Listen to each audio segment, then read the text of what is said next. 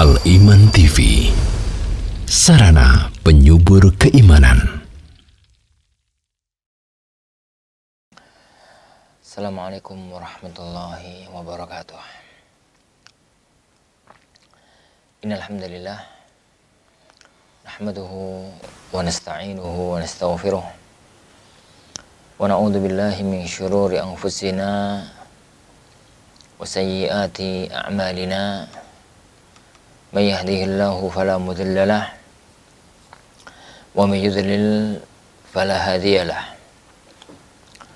Asyhadu an la ilaha illallah wahdahu la syarika lah wa asyhadu anna Muhammadan abduhu wa rasuluh. Allahumma salli wa sallim wa barik ala nabiyyina Muhammad wa ala alihi wa ashabihi wa man sara ala nahjihi ila yaumiddini, amma ba'd.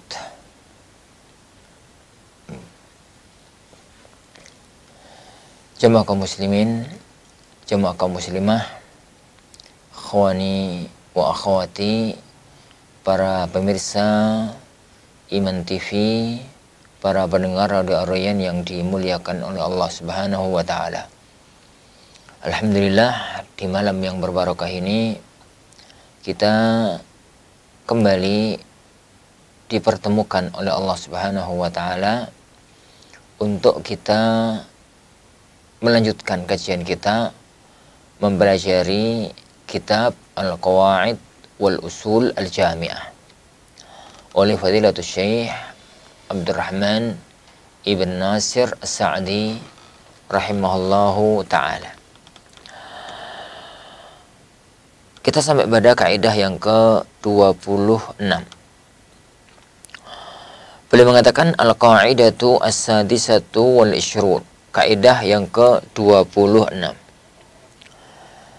Yuqbalu qawlul umana'i fil ladzi tahta aydihim minat tasarrufati wal itlafati wa ghairiha illa ma khalafal hissa wal 'adah. Beliau mengatakan yuqbalu qaulul umana, diterima ucapannya orang yang amin, orang yang dipercaya.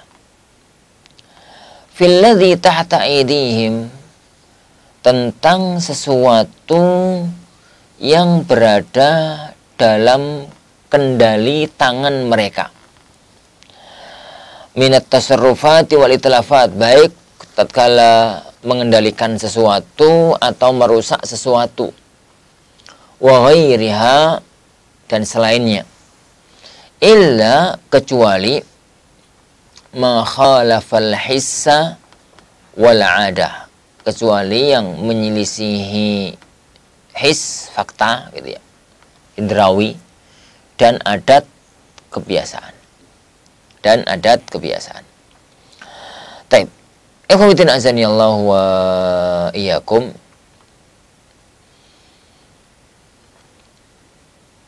Pembahasan ini sesuatu yang sangat perlu untuk kita pahami berkaitan dengan penjagaan syariat kita, bagaimana agar tidak terjadi masalah antara seorang muslim dan muslim yang lainnya.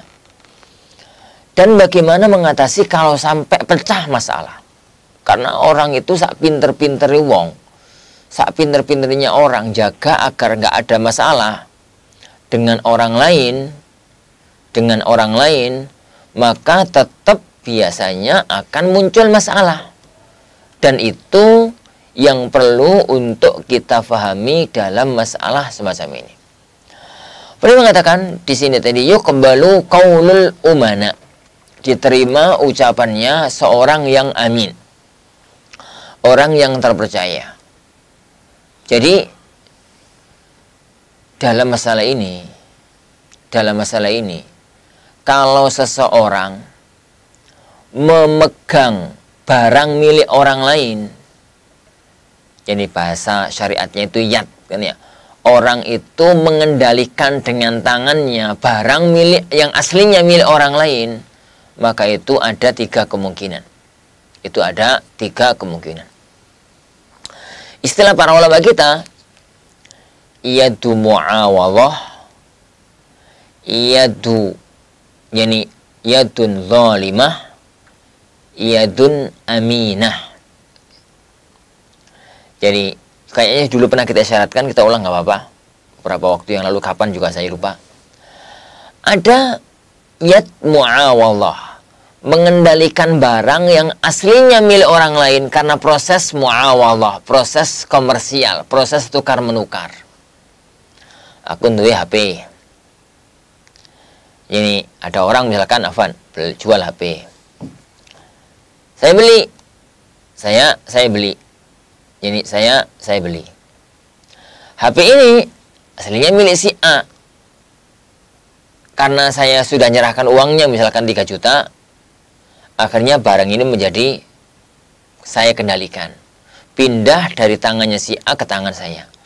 Perpindahan ini atas dasar mu'awalah, atas dasar take and give, memberi untuk mengambil, mengambil dengan memberi. Gitu ya. Lah, untuk kasus ini tidak secara langsung berkaitan dengan masalah kita. Karena ini kasus jual beli. Maka mengambil fikih hukum jual beli. Mengambil fikih hukum jual beli. Dan ini kita keluarkan dari pembahasan kita. Ini kita keluarkan dari pembahasan kita. Gitu ya. Kenapa? Karena tatkala saya ambil HP ini, bukan karena dia menyerahkan ke saya cuma-cuma, karena saya memberikan uang, memberikan harganya, maka saya ambil barang tersebut. Itu iyad mu'awalah. Jadi mengendalikan barang yang aslinya milik orang lain karena proses tukar, memberi, mengambil. Yang kedua, iyad al-khiyanah. Tangan mengendalikan barang milik orang lain tapi dengan cara khianat. Atau dalam istilah sebagian para ulama, sebagaimana istilah Syekh Sulaiman Ruhaili dalam kitab ini, yadun adiyah zalimah. Tangan yang mengendalikan barang milik orang lain secara zalim, secara melampaui batas. Secara zalim, secara melampaui batas. Yaitu adiyah, yaitu zalimah. Barakallahu azani Allah wa iyyakum. Barakallahu azani Allah wa iyyakum. Lah, apa contohnya? Ya misalkan ada orang mencuri, ada orang merampok, ada orang nipu barang milik orang ini. Sekarang dia itu memegang barang milik orang lain. Tapi tatkala dia pegang, itu adalah jalurnya jalur kezaliman. Karena dia mencuri barang orang lain, dia merampok barang orang lain, dia nyambret barang orang lain, dia nipu barang orang lain. Itu namanya yadul khiyanah. Kan tangan yang memegang barang orang lain dengan pengkhianatan, dengan kezaliman. Ini pun keluar dari pembahasan kita. Karena kita sedang tidak bahas ini. Sekarang kita itu sedang bahas umana. Ini sedang tidak bahas umana. Sedang bahas umana, sedang tidak membahas yang lainnya. Yang ketiga, yadu aminah atau yadul amanah. Memegang barang orang lain, mengendalikan barang orang lain, tapi orangnya yang punya mempercayakan barang itu untuk kita kendalikan. Untuk kita kendalikan. Itu namanya yadul amanah. Dan ini bentuknya macam-macam. Ini bentuknya macam-macam. Bisa jadi barang titipan. Nitip barang ke anak. Tolong barang saya disimpankan ya, saya mau safar. Gitu. Orang tersebut tatkala ngomong begitu ke saya, berarti dia itu percaya kepada saya kalau anak itu bisa untuk jaga barangnya. Lah karena dia percaya, itu namanya amanah. Mengamanahkan, mempercayakan barang milik dia diserahkan kepada saya untuk saya jaga. Itu namanya yadul amanah. Kayak titipan tadi. Kayak titipan. Atau proses syirkah, patungan, kerjasama. Gimana gambarannya? Jadi gimana gambarannya A duit punya uang. Dia itu kemudian menyerahkan uang 10 juta milik dia itu kepada si B untuk didagangkan. Jadi untuk didagangkan. Untuk didagangkan. Si B akhirnya megang uang 10 juta. Uang 10 juta itu bukan milik dia, tapi miliknya si A. Untuk kemudian diproses didagangkan. Bukan titipan ini, tapi untuk mudharabah. Maka berarti si B itu kendali tangannya kepada 10 juta milik si A itu yaitu amanah. Dia tatkala megang milik orang lain itu dengan kepercayaannya si A kepada si B tadi. Nek nggak percaya, nek A itu nggak percaya, kenapa dia menyerahkan harta? Kenapa dia menyerahkan uang 10 juta? Kenapa dia menyerahkan uang 10 juta? Itu contoh. Bisa jadi contohnya itu adalah apa itu? Titip. Bisa jadi contohnya itu adalah mudharabah atau yang lainnya. Itu gambaran yadul amanah. Jadi memegang, mengendalikan barang milik orang lain tapi dengan kepercayaan yang diberikan oleh pemilik kepada yang megang tersebut. Wallahu a'lam. Nah, Allahu wa iyyakum. Nah, dalam kasus semacam ini, kalau ada orang megang barang milik orang lain dengan amanah, kepercayaan yang diberikan oleh pemilik barang kepada yang megang harta itu, maka ucapannya yang megang harta itu dengan amanah itu dipercaya. Selagi tidak didustakan oleh fakta, oleh kebiasaan, atau oleh kaidah yang kuat. Selagi tidak didustakan oleh fakta, atau adah, atau qarinah qawiyah. Qarinah yang kuat. Nah, yang dipercayai itu dalam masalah apa saja? Yang dipercayai itu dalam masalah talaf, tasarruf, arad, at-talafu, at-tasarruf. Tatkala dia ngeklaim hilang, rusak, atau tatkala dia itu mengklaim telah memperlakukan barang itu dengan sewajarnya. Dengan sewajarnya. Contoh misalkan si A itu nitip apa ya paling enak? Nitip sesuatu barang kepada si B. Si B megang barang tersebut. Anggaplah emas gitu ya. Emas itu dititipkan karena dia musafar, dititipkan oleh si A kepada si B, bertetangga keduanya. Masih banyak, berkeping-keping, per kepingnya 5 gram misalkan, 10 keping lah misalkan gitu ya. Banyak. Lah, kemudian si A tadi safar. Dapat 2 pekan, dapat 3 pekan setelah safar, dia datang kepada si B bawa oleh-oleh gitu sambil minta apanya itu, uangnya atau emasnya itu. Mas, mana emas-emasan saya? Ambil lagi. Dia mengatakan, waduh, nggak ada mas, minta maaf. Setelah saya menitipkan barang itu aku kerampokan, kemalingan. Aku itu kemalingan. Beberapa barangku hilang, termasuk emas sampeyan hilang. Itu namanya yang dititipi tadi, yang amin tadi, yang dititipi, yang diberi amanah untuk menjaganya tadi, itu mengklaim rusak barangnya. Rusak kan bisa jadi rusak, bisa jadi hancur, bisa jadi maling, bisa jadi ini, pokoknya barangnya nggak ada. Itu namanya talaf. Lah, hukum asal ucapan orang yang dititipi tadi itu dipercaya, harus dipercaya. Secara pengadilan itu hukum asalnya dipercaya. Itu namanya itu. Atau dia telah berbuat sesuatu kepada barang tersebut. Contoh, A itu petani. Dia mau berangkat umrah. Umrah itu kan setengah bulan, gitu. Umrah itu setengah bulan. Lah dia itu punya rojokoyo, biasa toh petani itu punya rojokoyo. Dia itu kemudian berangkat dengan istrinya ke tanah suci. Di rumah nggak ada siapa-siapa. masih manten baru misalkan gitu ya, atau mungkin anaknya sudah pergi semua, dititipkanlah rojokoyo ternak yang ada di rumahnya itu kepada tetangga. Ya ono pite, ya ono bebek, ya ono embe, ya ono sapi begitu.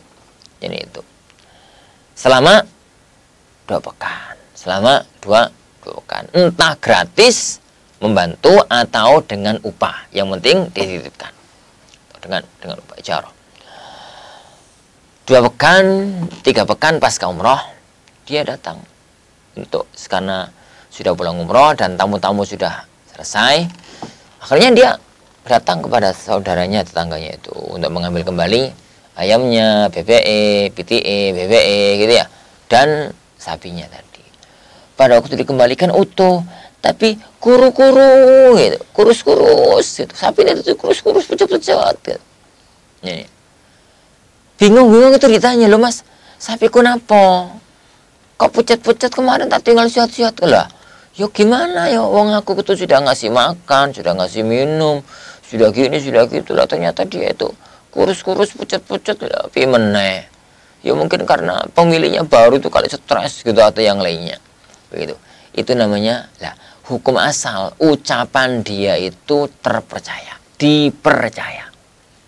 Hukum asal, ucapan dia itu dipercaya. Kenapa? Karena si B itu berarti dalam pandangan si A itu amin, orang yang dapat dipercaya. Seandainya dalam pandangan si A, si B itu nggak semacam itu, ya dia itu nggak mungkin, kecuali dia itu nggak mungkin, kecuali ya, dia itu nggak mungkin, kecuali dia itu nggak mungkin menyerahkan sapinya kepada orang tersebut. Dia itu menyerahkan, berarti dia itu yakin seyakin-yakinnya kalau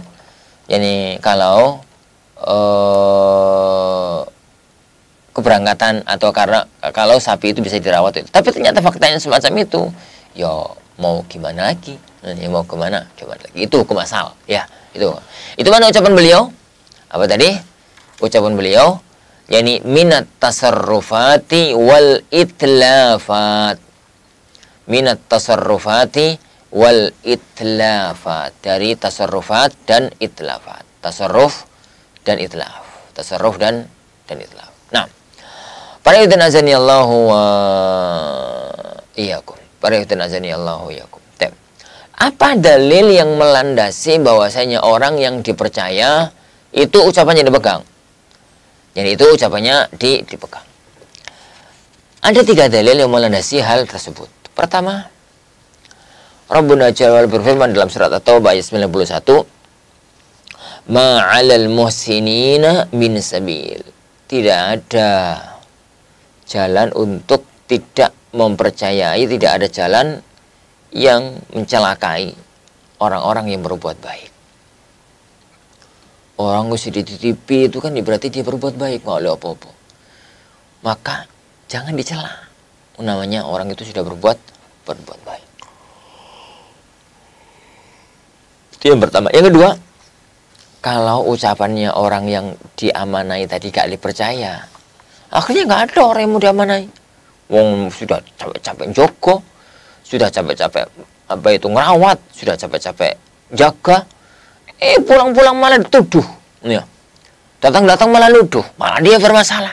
Lah kalau kemudian ini tersebar, akhirnya tidak akan ada satupun orang yang mau membantu orang lain. Gara-garanya orang yang terpercaya itu tidak melaksanakan yang atau tidak dipercaya dalam masalah semacam ini.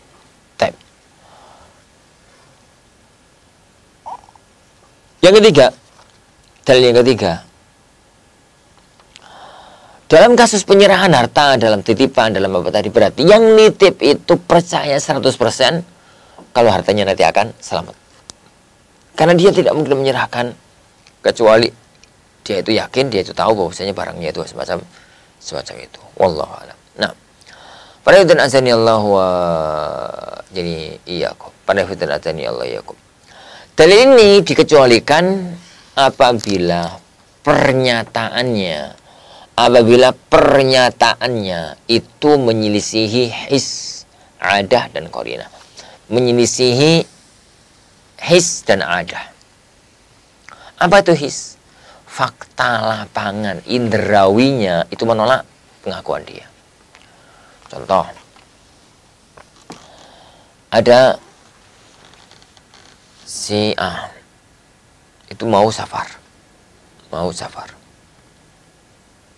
Lah, dia itu punya mobil. Mobil itu kalau tinggal safar lama itu kan rusak ya. Akhirnya dia ngomong sama tetangganya. Ini mas, tolong mobilku dirambut ya. Tolong mobilku itu dirambut. Jaga. Saya mau safar umrah, oke. Ya. Mobilnya akhirnya dipindahkan garasi, ke garasinya si B. Dipindahkan, kemudian pulang-pulang itu mobilnya nggak ada. Pulang-pulang dari umrah itu mobilnya nggak ada. Masih tamu hari pertama, hari kedua, hari ketiga masih banyak tamu. Jadi ribet. Akhirnya hari keempat dia datang, dia mengatakan, maaf mas, saya jadi mobilnya nggak bisa balik, mobilnya rusak, kebakaran. Rumahku setelah sampean berangkat itu kebakaran. Jadi yang menjadikan rumah sampean ikut rusak, Ustaz buang. Misalkan begitu ya. Maka ucapan itu, lah kebakaran di mana mas? Rumah sampean utuh. Rumahnya utuh, nggak ada tanda-tanda bahwa saya ganti, dan ini masih 12 hari. Gitu ya. Maka klaim dia itu didustakan oleh fakta al-his. Didustakan oleh his, didustakan oleh fakta. Yang kedua, ini yang kedua, kalau yang mendustakan itu adat, pendustanya itu yang mendustakan itu adalah adat. Kebiasaannya nggak begitu. Kebiasaannya tidak begitu. Kenapa? Kalau sampai misalkan dalam kasus kebakaran tadi ya, tetangga-tetangga itu nggak ada yang tahu, padahal mereka itu hidupnya mepet dan bahkan itu perkara besar, berarti fulan ini yang bermasalah. Fulan itu yang bermasalah. Yang ketiga, yang itu jadi kalau memang semacam itu didustakan oleh fakta, didustakan oleh adat, maka kembalinya adalah kepada orang tersebut tidak dipercayai, meskipun hukum asalnya amin itu dipercaya, tapi kalau memang dalam kondisi semacam itu menjadi tidak dipercayai. Wallahu alam bisawab. Insyaallah subhanahu wa ta'ala ini yang kita pelajari bersama dalam kajian kita kali ini. Insyaallah subhanahu wa ta'ala kita lanjutkan pada waktu yang akan datang. Ini waktu yang masih ada setengah jam kita gunakan untuk tanya jawab atau yang lainnya. Monggo barakallahu fikum. Wassallallahu wasallam wa baraka ala nabiyyina Muhammad. Al Iman TV, sarana penyubur keimanan.